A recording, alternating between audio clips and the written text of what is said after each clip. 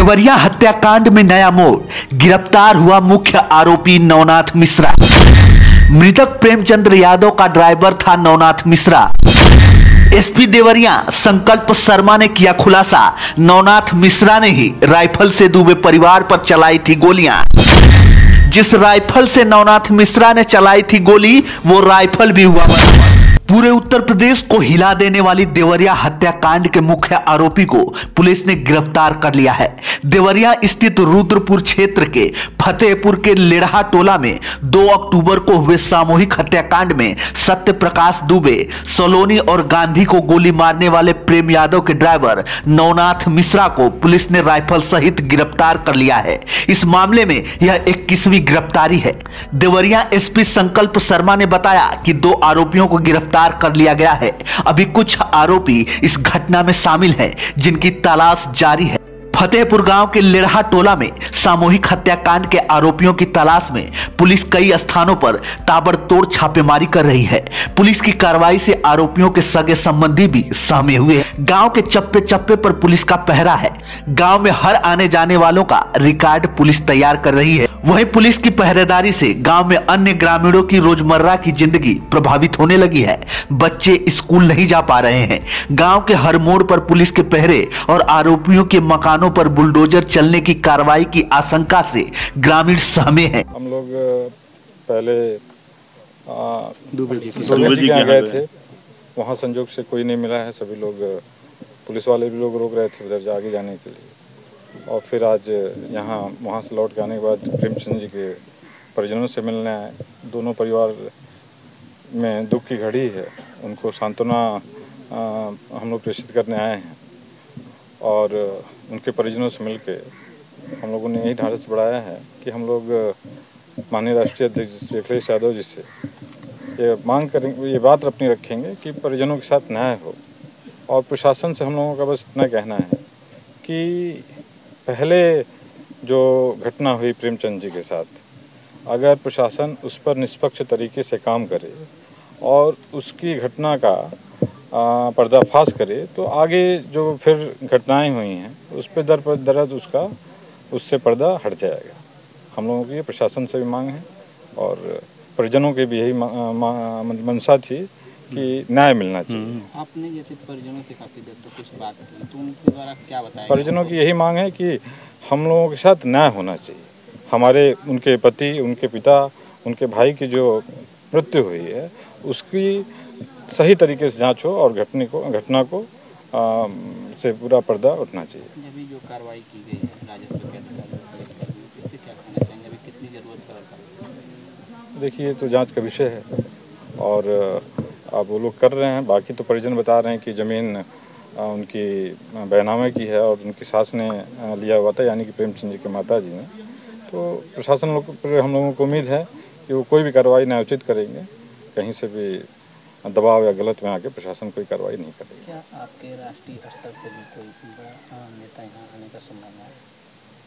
अभी आगे देखते जाइए, पार्टी जो निर्णय लेगी आप लोग को खुद पता चलेगा। सर, एक सवाल आपसे और होगा, लगातार इस तरह के भी पोस्ट वायरल हो रही है कि बुलडोजर चलेगा, इसको लेकर आप क्या कहेंगे? नहीं, हम लोगों को प्रशासन से पूरी उम्मीद है कि इस तरह की कोई कार्रवाई नहीं होगी, न्यायोचित कार्रवाई होगी। सजा मिले, शीघ्र सजा मिले और इसके लिए भरसक मैं योगी जी से भी मिलना चाहूँगा। मैं चाहूँगा कि यहाँ की आवाज़ वहाँ तक जाए। मुझे मालूम है योगी जी पल पल इस घटना के आसपास के जो कार्यक्रम है उसकी निगरानी कर रहे हैं। मेरे हिसाब से हमारा जो समाज है वो भी निगरानी कर रहा है। उसी के तत्व में यहाँ पर आया। सर, मुख्यमंत्री जी कह रहे हैं कि प्रदेश में जमीनी विवाद किसी तरह की हत्या नहीं होनी चाहिए, लेकिन कानपुर में भी इसी तरह का मामला देखने को मिला है जहाँ 2 भाइयों की जमीनी विवाद में हत्या कर दी गई है। नहीं, पहले तो मैं ये कहना चाहूँगा मुख्यमंत्री जी ने जो किया है कार्यक्रम, उसकी मैं सराहना करता हूँ, लेकिन और करना चाहिए। तत्कालीन हम लोग को यहाँ पर न्याय की आवश्यकता है। तो उसी के साथ जो बात आपने रखी, जो भू माफिया का यहाँ पर एक जोट बन गया है, उसके लिए हम लोग सबको खड़ा होना पड़ेगा, सिर्फ सरकार को ही नहीं, समाज को। उसमें मेरा जो प्रयत्न रहा है कई सालों से कि देखिए, भूमिगत विवाद इसलिए होते हैं, यहाँ कोई आर्थिक उन्नति नहीं हो पाई। जब तक आर्थिक उन्नति से हम लोग भूमि को अलग नहीं करेंगे, क्योंकि भूमि तो इतनी संक्षिप्त है और जब परिवार बढ़ता है तो उसमें कई लोग उसमें विभाजन पड़ जाते हैं। तो मूल जो दूरगामी सोच है उसको लेके भी हम लोग को चलना पड़ेगा। दूसरी चीज़, हम लोग को इन विवादों में उन व्यक्तियों के साथ खड़ा होना पड़ेगा ताकि जो लोग हैं वो इस प्रकार की सोच से आगे बढ़े कि यदि ऐसा कुछ होता है तो उनको छोड़ा नहीं जाएगा। मैं ये प्रण करता हूँ कि इस परिवार के साथ, इस समाज के साथ हर समय खड़ा रहूँगा। प्रण करता हूँ कि आप लोगों के साथ मैं इसके जो मुहिम हम लोग छेड़ेंगे ताकि जो मुलजिम हैं उनको जल्द से जल्द सज़ा मिले। अंत में मैं ये भी कहूँगा कि आइए मिलजुल के ये संकल्प लें और ये नारा बचाएं कि यहाँ पर कोई भी अराजक तत्व हो, उसके लिए सिर्फ सरकार ही नहीं, समाज भी खड़ा होगा। हम सब लोग खड़े होंगे तभी जाके इस प्रकार की अराजकता यहाँ से भागेगी। देखिए, यह शालीन जिला है। आज की तारीख में उत्तर प्रदेश में देवरिया को माना जाता है कि यहाँ पर बुद्धिजीवी हैं, यहाँ पर लोग एक दूसरे के साथ मिलकर काम करते हैं। आप जानते हैं मेरा प्रयास ही रहे सबके प्रयास से सबका विकास। मोदी जी और योगी जी ने भी यही नारा लगाया है, लेकिन मैं चाहता हूँ कि यहाँ पर उसका हम लोग ज़मीन पे उसको उतारें। आज सुबह मैं यहाँ पर आया हूँ, बहुत ही बड़ा एक जत्था मेरे साथ आया, मैंने किसी को बुलाया नहीं था। ये जनता की एक भावना थी कि मेरे साथ जुड़ के यहाँ पर कम से कम 20 गाड़ियाँ आईं। मैंने 1 लाख रुपए का ऐलान किया ताकि उसको तत्कालीन कुछ मदद मिल जाए। यदि उसके परिवार को आगे चल के नौकरी होगी तो मेरा भी सामर्थ्य है कि यदि सरकार नौकरी नहीं देती तो मैं ही खुद नौकरी देने का ऐलान करता हूँ। लेकिन सबसे प्रथम बात यह है कि हम सबको मिलना पड़ेगा, क्योंकि इसमें जो अराजक तत्व हैं वो मेरे हिसाब से देवरिया से, उत्तर प्रदेश से चले गए हैं। जहाँ भी उठते हैं वहाँ योगी जी का तो कहर हो, लेकिन समाज का भी कहर हो, मेरा व्यक्तिगत कहर होगा। ये मैं आपको प्रण देता हूँ, वादा करता हूँ इसके लिए। जैसे आप उस घटना स्थल पे गए थे, उस कमरे तक गए थे, वहाँ की स्थिति देखने से क्या लग रहा है? किस तरह की वहाँ जो दुर्दांत आए थे, किस तरह से वहाँ मतलब नरसंहार किए हैं?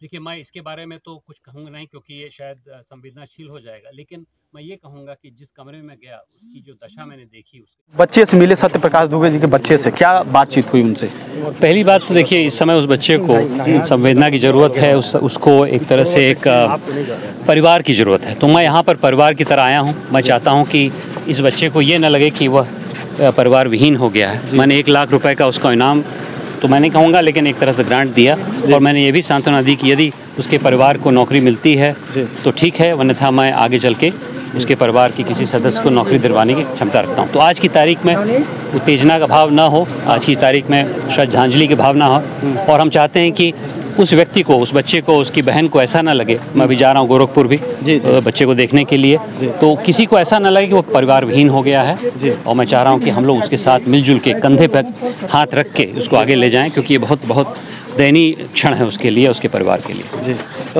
सर, लोग कह रहे हैं कि योगी बाबा भी आ सकते हैं, उत्तर प्रदेश के सीएम यहाँ, क्या आपके द्वारा लगता है? देखिए, योगी जी को बात उसी दिन पहुंच गई थी। हाँ। मैं एक बल्कि मुझे मालूम हो गया उसके बारे में, और तुरंत उन्होंने चीफ सेक्रेटरी को बोला यहाँ पर आने के लिए, और उनका यहाँ पर आना हो सकता है इस समय उचित ना हो, लेकिन मेरा पूरा विश्वास है कि एक समय है जब वो आएंगे। दूसरी चीज़, उन्होंने जो कड़ी कार्रवाई की है दूर से भी रह के, वो बहुत महत्वपूर्ण है मेरे क्षेत्र के लिए, हम सब के लिए। इसके लिए मैं उनकी सराहना करता हूँ। तीसरा, मैं चाहता हूँ कि यदि इस परिवार से किसी व्यक्ति को नौकरी मिल जाए तो हम सब के लिए उपयुक्त रहेगा।